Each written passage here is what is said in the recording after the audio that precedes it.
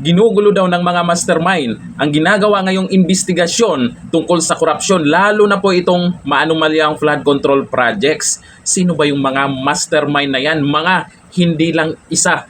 Yan po ang ibinulgar ni Senator Cayetano at kilala po natin yan. Talagang galit po yan sa mga buhaya. At sinupalpal niya dito, itong si Rimulya. O ito, panoorin natin ang video. Lang na mabilis, okay. Okay na? Okay na po. Okay. So yung main concern ko ngayon bilang minority leader, bilang tagapagsalita ng minority, bilang isang nasa oposisyon, ay yung tingin sa atin ng buong mundo. So, dalawa pong main concern. Una, meron tayong mahigit 10 milyong Pilipino na nasa abroad. Napakaraming Pilipino nagka-travel everyday. Pangalawa, yung investment sa ating bansa. Hindi sustainable yung paraan kung paano natin na-address ang corruption, ang massive corruption. We have to address it. We have to address it. We have to be decisive. Kailangan may major reforms, tunay na pagbabago. Kailangan may makulong. Pero the way we're doing it, na parang circus araw-araw, lubusan na apektuhan ang image ng ating bansa. I'll give you an example. Yung paggising natin ngayong umaga, yung issue tungkol kay Senator Joel Villanueva. Okay, all senators can defend themselves. Sa minority, they can defend themselves. I'm really hoping na nagkamali lang si Ombudsman Remulla at mali ang binigay ng staff niya kasi malinaw na malinaw, dinismiss na yung kaso na yan. Klarong-klaro po yan. Wala siyang isusulat sa Senate President sapagkat na-dismiss na yung kaso na yan.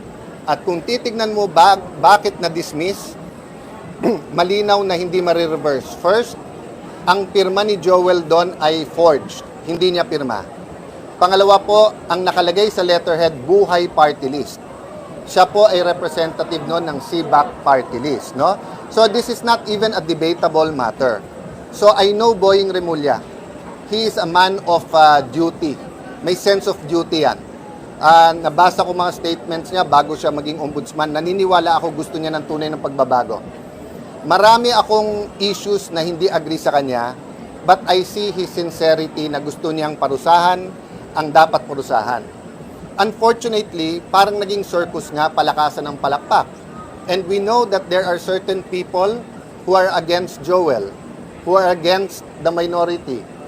So, habang ginugulo ito ng mga mastermind, sila'y nakakawala.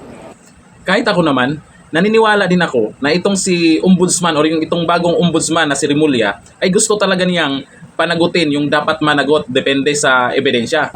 Pero paalala, check din sa system pag may time para hindi mapahiya ba? O anong nangyari doon kay Senator Villanueva? Umatras ka. Dahil mayroon palang desisyon na. Cleared na pala si Senator Villanueva. Tapos sasabihin, secret daw. Paano naging secret kung nasa system naman pala? Sa nangyayaring korupsyon ngayon, dapat ito muna yung tutukan. Itong tungkol sa flood control projects na may managot dyan. Kasi yung ICI, hindi natin alam kung kailan pa matatapos yung investigasyon nila dyan. Hindi natin alam kung ano yung napag-usapan. Naimbitahan si Tamba, pero hindi natin alam kung anong pinagsasabi. Ginagawa kasi ng iba para lalong gumulo itong ginawang investigasyon, lalo itong sa manual yung flood control project. Sinisisi nila sa mga Duterte na naman. Ay, dahil sa mga Duterte. O, anti-clear ha, puro ka Duterte dyan. Kasi ganun. Ngayon nga yan nangyari yung lumala. Ang korupsyon, mula pa yan noon. Talagang meron yan. Kaso nga lang, lumala ngayon. Bakit nga ba lumala? Ang sabi ng iba, dahil weak leader daw. Ang nangyari, gawin nyo pang bayani. Paano natin malalaman na mas lumala ngayon? Yung mga budget na pinirmahan, grabe naman yan. Lalo na ngayong 2026 budget, grabe naman yan. Lumobo yung budget na inilabas, pero yung proyekto, iilan na lang. O sa classroom, ikumpara nyo, sige nga. O anong nangyari sa classroom ngayon? Yung 22 lang.